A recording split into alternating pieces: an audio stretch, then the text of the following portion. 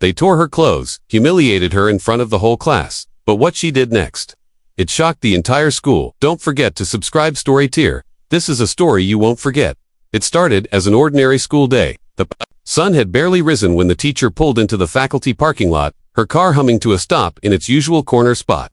She sat there for a moment, gathering her thoughts, breathing in the stillness before the storm. It was something she'd grown accustomed to, the morning ritual of silence before stepping into the chaos of teenagers, fluorescent lights, and expectations. Dressed in a modest navy blue skirt and a beige blouse, she looked every bit the professional. She was composed, intelligent, unshakable. Her lesson plan folder tucked under one arm, coffee in the other hand. She made her way down the corridor, heels clicking softly against the tiled floor.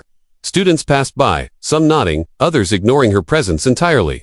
She had taught here for years, her reputation spotless, her patience praised. But none of that mattered today. As she entered the classroom, the noise hit her like a wave. Laughter, whispers, chairs dragging across the floor, the usual pre-bell madness. Still, she smiled faintly and moved to her desk, setting down her folder with deliberate calm. The projector clicked on. She wrote the objective of the day on the whiteboard, her handwriting neat and measured. The classroom buzzed behind her, but she paid it no mind. She had done this dance before, rowdy teens, settling down as the lesson began.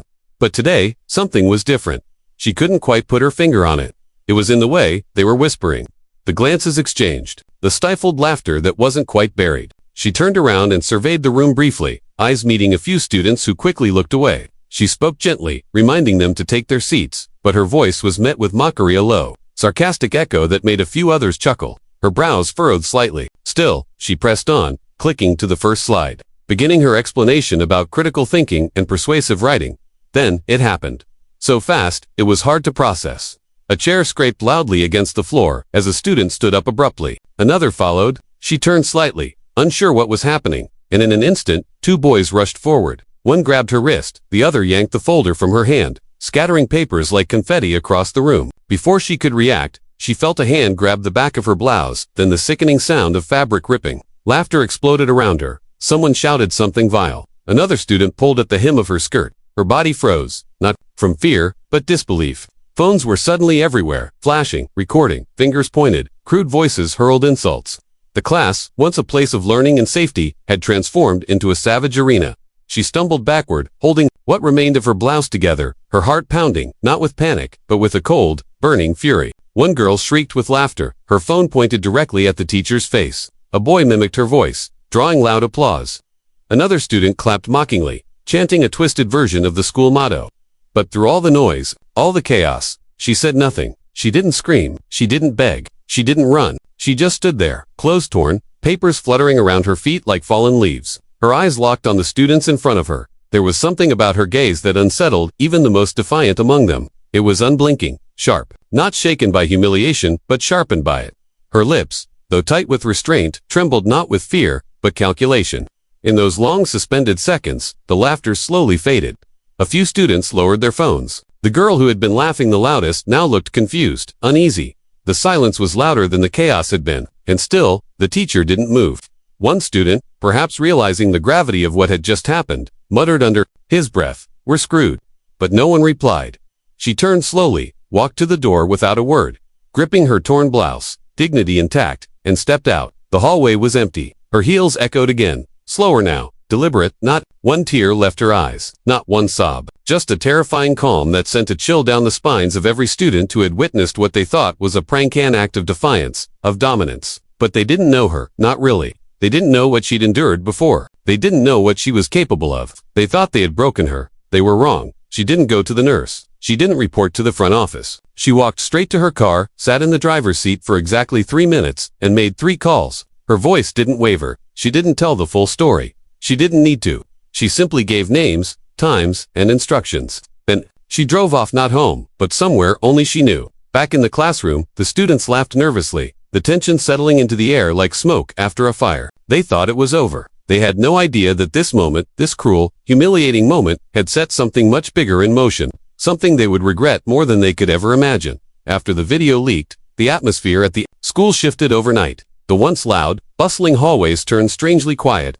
Laughter that usually echoed off the lockers now faded into whispers. Teachers exchanged uneasy glances in the break room, careful not to say too much, but unable To ignore the elephant in the room, the students, once so vocal and confident, now walked with an edge of caution. Something had changed. The video, grainy, brutal, undeniable, had spread like wildfire across social media. It showed the entire incident, the mocking, the torn clothes, the way she stood still amid it all, not with fear, but with a stare that unsettled even those watching behind screens. Parents had seen it. News stations picked it up. Some demanded answers. Others demanded her resignation, twisting the narrative like they always did, accusing her of provoking the students or losing control of her classroom. But most people just watched in silence, unsure what to make of the storm that had just begun to form. The school's administration, always more concerned with image than integrity, moved quickly to contain the fallout. A formal statement was released, carefully worded and devoid of emotion, calling the event unfortunate and insisting that steps would be taken to ensure a safe learning environment for all. But no names were mentioned, no consequences announced, and worst of all, the teacher herself was placed on mental health leave, a euphemism that stung more than helped. It was a way to silence her without appearing cruel, to make her seem fragile, unstable.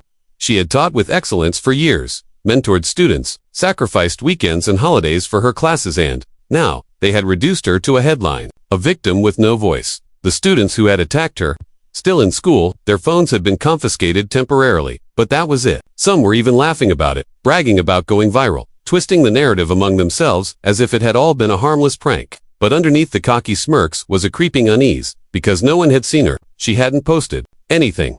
She hadn't responded to the school's message. She hadn't even returned calls from concerned colleagues. She had vanished. No one knew where she went. No one knew what she was doing. She simply disappeared, like a shadow withdrawn from the room, leaving behind only the memory of her silence. What no one realized was that she wasn't hiding. She was calculating. She had made exactly 3 phone calls the moment she left the building that day. The first was to someone with legal power, someone who didn't ask for explanations, just names. The second was to a former student, someone successful and influential who owed her more than just gratitude. And the third was to herself, a promise, silent and burning, that she would not return as the woman they tried to humiliate. She would return as something else entirely. While the school speculated and the administration prepared their shallow defenses, she was working, collecting, connecting, remembering. She pulled every file she could access from home, every record, every student complaint the school had ignored. She traced incidents of unchecked bullying. She gathered screenshots of messages she remembered seeing on students' screens when they thought she wasn't looking. She found witnesses, quiet ones, invisible ones, students who sat in the back of the room and saw everything but said nothing. She wasn't going to demand justice. She was going to deliver it herself. Every night, while the city slept, she pieced together a mosaic of truth, each shard sharper than the last. And still, not a word from her on social media. No angry posts, no statements, just complete and haunting silence. The teachers who once called her inspiring now avoided mentioning her name. Some feared being associated with her. Others felt guilty, realizing too late that they had ignored the signs. One staff meeting addressed the incident indirectly, advising teachers to remain vigilant and maintain classroom control, without once acknowledging what had truly happened. The message was clear: protect the school's reputation, bury the fire before it spreads. But it was already too late. Then, on a gray Monday morning, as students dragged themselves back into routine, she returned. She didn't announce her arrival. She didn't walk in at the start of first period, demanding attention. No, she arrived 15 minutes early, just as she used to. But this time, something about her was unmistakably different. Her posture was straighter. Her walk had purpose. Wait, she wore a sharply tailored black suit, elegant but severe, with low heels that clicked with each step like a countdown. Her hair, once tied back loosely, now framed her face deliberately. Boldly, her expression was unreadable, neither angry nor warm, just resolute. The students noticed immediately. Whispers spread down the hallway like wildfire. She's back. Did you see her? She looks different. Even the boldest among them fell quiet when she passed. Her eyes met theirs without blinking, not in challenge, but in judgment. No one dared speak to her. No one dared laugh. She walked past the main office and straight into the principal's room without knocking. The door closed behind her. What was said in that office is still a mystery. Some said the principal raised his voice.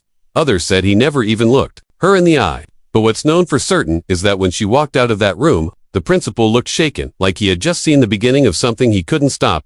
Throughout the day, the tension grew. Rumors flew faster than lessons. By lunchtime, 5 students had been called to the office. By final bell, 3 had been sent home early, parents summoned without explanation. And Chishi had said nothing the entire day. No outbursts, no confrontations, just calm, silent presence that seemed to pull gravity wherever she walked. Some students avoided her. Others stared. but none could shake the feeling that something enormous was coming. Like the moment before a thunderstorm breaks the sky open. Dismissal. She stood by her car for a moment, eyes scanning the parking lot. She wasn't watching for threats, she was watching for patterns. She had always seen things that others missed. And now, she saw clearly who was nervous, who was pretending, who was waiting for her to disappear again. But this time, she wasn't going anywhere. She didn't need noise. She didn't need to prove she was strong. She just needed time. Because the silence she had kept, it wasn't weakness. It was the sound of a storm gathering force. A silence that speaks louder than rage. A silence that warns. What comes next cannot be undone. She wasn't the same woman who had stood in front of the class weeks ago, trying to teach over laughter and whispers. That woman had been patient, forgiving, endlessly composed. The one who walked through the school doors now was something else entirely. Her presence hit like cold steel. Every step she took was precise, measured, unapologetic. She wore a tailored black suit that hugged her frame with the same authority as a uniform. It wasn't just clothing, it was armor. Her heels echoed like a warning across the polished hallway tiles. And though she spoke no words, every student who crossed her path instinctively straightened up or moved aside. Those who had mocked her before, who had thrown cruel words and, worse, froze mid-laugh when they saw her. Their mouths hung open, expressions caught between confusion and regret. This was not the teacher they had ridiculed. This was not the woman they had stripped of dignity. There was no lesson plan in her hands. No books, no laptop, no coffee mug. Instead, she clutched a black folder, sleek, thick, and locked with a silver clasp. And in that folder was everything. She didn't make eye contact with anyone as she walked past classrooms, ignoring the stares, the murmurs, the looks of disbelief. She made a beeline for the administration wing and pushed open the office door without hesitation.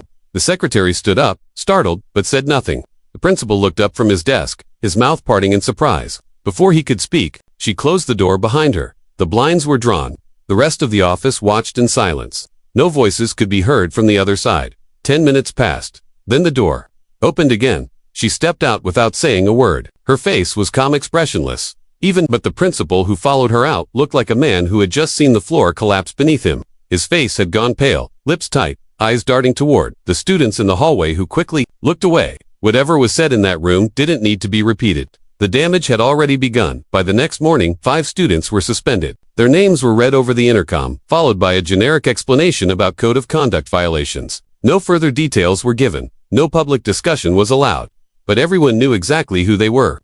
The same 5 who had been seen laughing in the now infamous video, the same 5 who had led the attack. Their social media pages were suddenly wiped. Their faces, once full of smug pride, now carried shadows of panic. Their parents had shown up in the main office, some angry, others begging. But the administration had no choice anymore. They weren't acting out of moral obligation, they were acting out of fear. Of lawsuits, of headlines, of the folder she had placed on the principal's desk. But that was only the beginning. Her return wasn't just about justice. It wasn't about shaming a few students or getting an apology. No, she had returned with something far more dangerous than anger: clarity. She understood that the power dynamics in the school had always been off. That silence was expected from people like her. That dignity had to be earned again and again in ways others never had to. She didn't want revenge. She wanted balance. She wanted truth to finally tilt the scales in her favor, in favor of every student and teacher who had ever been humiliated and ignored. She resumed her post at school, but not in the same way. Gone were the friendly smiles and casual check-ins. She ran her classroom like a courtroom. Rules were enforced with precision. Disrespect was answered not with lectures, but with documentation. Every move was deliberate. Every word was a signal. Students once amused by her presence now sat up straighter, spoke more carefully, and thought twice before speaking out of turn. She didn't threaten. She didn't raise her voice. She didn't need to. Soon, students started to notice things changing. Posters went up about reporting harassment.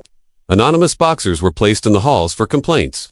A new email system was set up for staff to submit concerns without fear of retaliation. Teachers who had once turned blind eyes began attending her lunch and learn sessions about discipline, equity, and restorative justice. Meetings she held were no longer optional. Her name, once just another on the staff list, became the one that commanded respect across every corner of the building. The administration, recognizing the storm they had narrowly escaped, offered her Moran advisory role. Leadership over discipline reform, input into district policy. She didn't accept all of it immediately. She made them work for her trust. She made them sit and listen. Her revenge wasn't fire, was structured. It was influence. It was becoming the very thing they once believed she could never be, untouchable. And in that transformation, the students who had once laughed saw something they couldn't understand.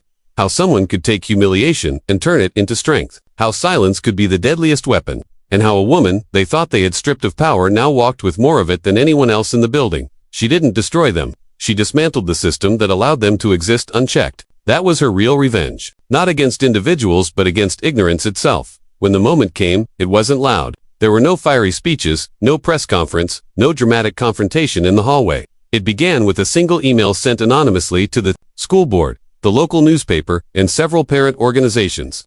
Attached were dozens of files, video clips, voice recordings, screenshots, incident logs, each one carefully labeled, each one undeniable. What followed in the next 24 hours could only be described as collapse. The media caught on quickly. Local outlets flooded the school's voicemail lines. Headlines appeared on every screen. Teacher targeted in viral video leaks, evidence of systemic abuse. News vans parked outside the school gates. Journalists hounded administrators for statements. But the woman at the center of it all never appeared. She wasn't outside holding a sign. She wasn't talking to reporters. She was quiet, calm, methodical, just like she had been in the classroom, waiting for the right moment to act. What the files contained was not just evidence of one incident, it was a catalog of neglect, months of ignored complaints, disciplinary forms that had been filed and conveniently lost, emails she had sent to counselors, principals, even district officials that had never received responses. There were videos of students mocking her behind her back, screenshots of racist memes shared in private group chats, some of which included not just students, but even a few faculty members.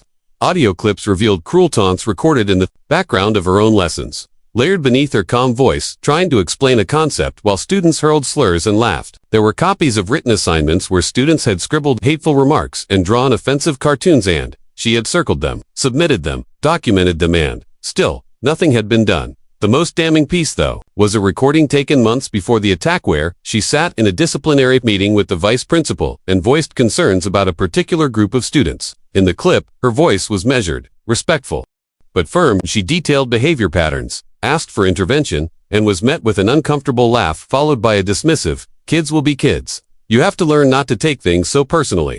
That voice, the same one that had ignored her warnings, now echoed across news broadcasts, played on repeat during nightly segments about institutional failure. Parents who had once believed the school to be a place of safety now demanded answers. Phone lines were flooded. PTA meetings turned into shouting matches. Parents of black students, in particular, were outraged, their fears confirmed. Letters poured in, some in support, others furious. But all eyes were now on the school. The school board met in an emergency session. Officials were seen entering the district office with stacks of folders, escorted by attorneys and flanked by public relations teams. Sponsors, local businesses, donors, even educational partners began pulling out. Funding was frozen. A charity gala meant to support student programs was quietly canceled. The principal, who had once refused to look her in the eye, was placed on administrative leave pending investigation. The vice principal resigned 2 days later. And through it all, she remained silent. Not a single word on social media. No interviews, no quotes. Not even a facial expression captured in the hallway. But her silence had become louder than any speech could be. Students watched everything unfold like spectators in a courtroom drama. Some sat nervously in their desks, wondering if their names were in those files. Others stared at her when she passed in the hallway, hoping to find even a flicker of forgiveness or relief in her expression. But they found none. Her eyes no longer asked for understanding. They demanded accountability. And even though she never said it aloud, everyone could hear it, the message radiating from the way she carried herself, the way she stood during staff meetings, the way she taught each class with flawless poise. "You thought I was weak. You thought I'd stay silent. You were wrong." Teachers who had once avoided her began stopping by her classroom during lunch. Some offered apologies. Others asked how they could help. She didn't turn them away, but she didn't make it easy either. She wasn't interested in pity. She wanted action. She shared resources. She handed out policy binders. She showed them exactly how to protect themselves and their students from the same system that had failed her. Soon, a quiet revolution began in the staff lounge. Whispered complaints became formal reports. Outdated lesson plans were replaced with inclusive, relevant materials. The old guard, those who had clung to their power through complacency, felt the walls closing in. The students, too, began to change. Those who had once treated her classroom as a playground for cruelty now sat still, eyes forward. They whispered less, they participated more. Fear, yes, but also respect. Because they had seen what happened when someone underestimated her. They had seen what it looked like when dignity fought back, not with fists, not with screaming, but with truth. She had become a symbol, not just in the school, but beyond it. Articles were written about her case. Other teachers began coming forward from different districts with similar stories. A hashtag trended in her honor. Her silence became a movement. Still, she never sought the spotlight. While the world debated her story, she kept teaching. She arrived early. She graded papers. She coached debate club. She didn't want revenge. She wanted restoration. But she would not pretend. She would not forgive what had not yet been acknowledged. Her quiet presence was a mirror, forcing the school to look at itself and see every crack in the foundation. The students who had attacked her, their names remained sealed. She didn't leak them. She didn't shame them publicly. That wasn't her style. But she made sure their actions had consequences. Real ones. By the end of the semester, new leadership had taken over the school. Equity officers were assigned. Staff underwent mandatory anti-racism and trauma-informed care training. New codes of conduct were written with her help. Policies were reviewed. Protections were put in place. It wasn't perfect. It was far from finished, but it was change. And it had begun with her, not through aggression, not through tears, but through strategy, patience, and an unshakable will. People often ask why she never spoke, why she didn't take the microphone when the world leaned in to hear her story. But she never needed to. Everything she needed to say was already documented in her work, in her resilience, in the undeniable impact of what she exposed. Her silence was not absence. It was power. It was the loudest kind of truth. The announcement of the formal investigation dropped like a thunderclap over the entire district. What had started as a single, horrifying incident captured on a student's phone had now unraveled into a full-blown inquiry into years of misconduct, neglect, and willful ignorance within the school's administration. A third-party investigative team was brought in, independent, relentless, and backed by legal authority. For weeks, they combed through emails, interviewed staff, reviewed archived disciplinary records, and scrutinized video surveillance. No one was immune. Teachers, counselors, aides, even office staff were questioned. What they uncovered was not just a pattern, but a culture, a deep, rotting system where warning signs had been ignored, complaints buried, and power abused under the guise of tradition and bureaucracy. The investigators found staff members who had received prior reports of harassment against students of color and had failed to act. They found proof that certain teachers had brushed off bullying incidents as personality conflicts or kids being kids. Even after formal documentation had been submitted, it didn't take long before heads began to roll. The first to go were the teachers who had looked the other way, the ones who had seen the cruel notes passed in class, heard the slurs muttered under breath, noticed the isolation, but had chosen silence over intervention. Some resigned quietly before the final report was made public. Others were terminated outright. There were no farewell parties, no goodbyes. Their names were struck from the staff directory like they had never existed. But it wasn't just the low-hanging fruit. The damage reached higher. When investigators discovered that key complaints had been systematically rerouted and never escalated to the district level, the pressure moved upward. The superintendent, who had spent the early days of the crisis offering vague condolences and ducking media questions, suddenly found himself at the center of it all. His signature had appeared on multiple internal memos that downplayed the severity of teacher-reported incidents. His response, or lack of one, had enabled an atmosphere where targeting and harassment could flourish without fear of consequence. And when confronted with the findings, he didn't even argue. He resigned the next morning. News of the consequences spread quickly. Students who had thought the worst was behind them now faced the reality of accountability. The 5 directly involved in the attack were expelled, not suspended. Their records flagged. Their parents were notified in person, not by phone. Local law enforcement launched a separate investigation into the assault, and pending charges were filed not just for physical misconduct, but also for hate speech and distribution of harmful content. Suddenly, the students who had once laughed with phones in hand now found themselves at the center of court proceedings. The immunity they had once felt born of privilege, arrogance, or sheer youthful ignorance was gone. Their futures no longer lay ahead of them with certainty, but behind them in shattered fragments. And then there was the teacher, the woman who had walked through fire, not to survive, but to dismantle the flames altogether. She became the subject of public admiration, the face of resilience. The school board extended a formal apology, presented at a televised meeting. They offered her a promotion, head of equity and curriculum reform. They offered a financial settlement, 6 figures. They even offered her public recognition in the form of a district-wide award, a symbolic attempt to show the community that they were moving forward. But she rejected them all. Every offer, every hand extended in reparation. Not because she was bitter, not because she was angry, but because she knew something they didn't. Symbols don't fix systems. Money doesn't heal injustice. Titles don't erase trauma. She wasn't interested in being made comfortable. She was interested in being heard. What she wanted was something more difficult, something less marketable. She wanted policy change, Israel ones. She submitted a proposal. Not for herself, but for the students. It included mandatory teacher training on bias and intervention. Anonymous reporting systems for students facing harassment. transparent disciplinary tracking accessible by families, and the appointment of student advocates in every school. She demanded the creation of a council comprised of educators, parents, and students to review school culture annually. And she didn't stop there. She collaborated with civil rights groups. She reached out to teachers across the district who had experienced similar silencing. She created a space where voices long buried could speak freely, and she handed them the microphone. The district, now under intense public pressure, passed every measure she recommended. Not because they wanted to, but because they had no choice. Because the community had rallied. Because students began organizing walkouts, demanding implementation. Because teachers began threatening to strike unless change was enacted.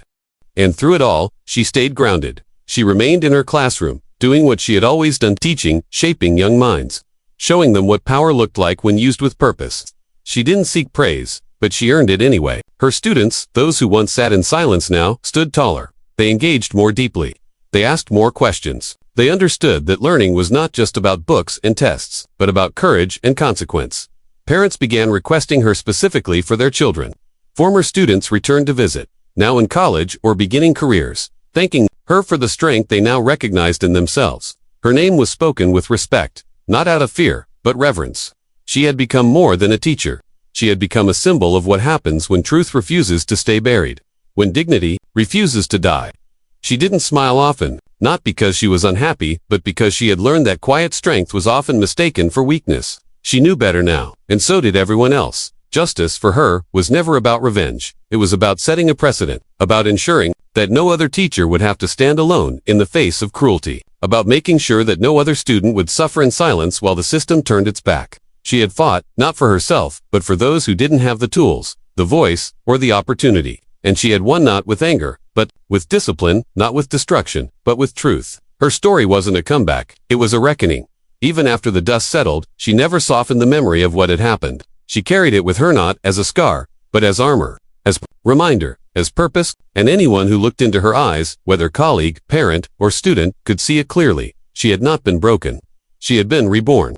Not in spite of what happened to her, but because of it. And she had used that transformation to pull an entire system into the light. What she had wanted was never glory. It was change, and she got it. Months passed, and the school began to look different, not just in appearance, but in atmosphere. The walls were still the same pale shade of institutional beige. The lockers still squeaked, and the cafeteria still smelled faintly of reheated pizza. But something fundamental had shifted. It started with the signs. Bright, visible posters in every hallway outlining the new anti-bullying policy, not just hollow slogans or forced positivity, but real, detailed protocols with consequences and protections. Students noticed the new security cameras, carefully installed in previously overlooked areas outside bathrooms, in the blind spots of stairwells, near the back exits where intimidation had once festered in the shadows. Every entrance now had clear signage. This campus does not tolerate harassment. All voices will be heard. And behind those words was the unspoken truth. They were heard now because of her. Mandatory training was rolled out district-wide. Teachers sat through sessions on unconscious bias, de-escalation strategies, and student advocacy. Staff who once brushed off concerns now took them seriously, documenting, reporting, following up. A new digital portal allowed students to report abuse anonymously, and for the first time, responses weren't delayed or buried. They were swift, visible, and taken seriously. A committee of students was formed to meet monthly with school leaders. Their input mattered now. Their stories carried weight, and woven through every layer of reform, every line in the new handbook. Every change in policy was her influence. Not her name, not officially, but her presence. Unmistakable in every corner of progress. Yet, she remained silent through the applause.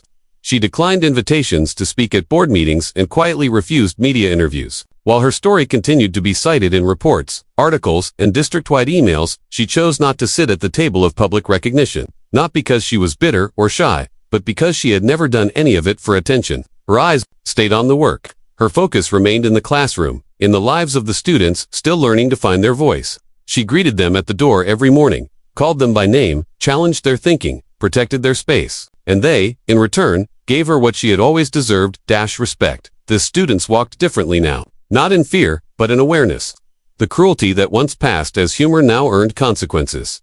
Whispered insults found no safe haven. Even the boldest among them now thought twice before acting out. They had seen what could happen when a teacher stood her ground not with violence, but with truth. And in their changed behavior was an echo of what she had taught them, not from a textbook, but through her silence, her resilience, and her refusal to back down. Classrooms across the district became just a little more just, a little more thoughtful. Other teachers who had watched from the sidelines found their courage. They spoke up, they stepped in. They began to believe that silence was not the cost of survival, but the enemy of justice. She remained, not as a headline, but as a force. Students no longer called her names behind her back. They whispered a different kind of word, now, one not used in mockery or disdain. They called her the woman who changed everything, not out of sarcasm, but reverence. It was a title that held weight. It was spoken with a kind of awe, as if naming her invoked the quiet power she had come to represent. New students who hadn't even witnessed the original incident knew the story passed down in retellings that blurred fact and legend, but always ended the same way. She didn't break, she didn't beg, and she didn't lose, in staff meetings. Her opinion was sought before anyone else's. Her presence carried authority that no title could grant. Younger teachers sought her mentorship. Parents requested their children be placed in her class. When she walked into a room, conversations paused out of fear, but out of deep-earned respect. Yet she never allowed power to cloud her purpose. She remained rooted, always directing praise toward the students, the process, the future. She continued to teach with the same quiet discipline, the same thoughtful eye, the same unshakable belief that education was not just about content but about humanity. There were no trophies on her desk, no plaques on the wall, just a row of books, a handwritten note from a former student, and a stack of carefully graded essays. She believed that legacies weren't built in moments of recognition, but in choices made when no one was watching. She had made those choices every day, when it was hard, when it was thankless, when it was dangerous. And now, the result was a living legacy, not engraved in marble, but alive in changed minds, changed hearts, and changed systems. Though her face never appeared on a district banner, her impact stretched beyond the school. Other districts reached out for guidance, citing the transformation she inspired as a model of reform. Her methods were studied, her materials were shared. Without ever stepping on a stage, she had become a quiet leader in a movement bigger than herself. Her legacy was not in what she took down, but in what she built. A new standard, a culture of accountability, a vision of what schools could be when truth is given space to speak. Years from now, the students who passed through those halls may forget test scores in textbook chapters, but they would not forget her. They would remember how the school changed after the fire, how dignity found its voice through the silence of a woman who refused to surrender. They would remember that courage doesn't always look like shouting. Sometimes, it looks like walking back through the door in a black suit with eyes that say, "I know who I am, and I am not afraid." They would carry that with them into universities, workplaces, boardrooms, and families of their own. And when they spoke of her, they would not use her name, but the truth it had come to represent. The woman who changed everything.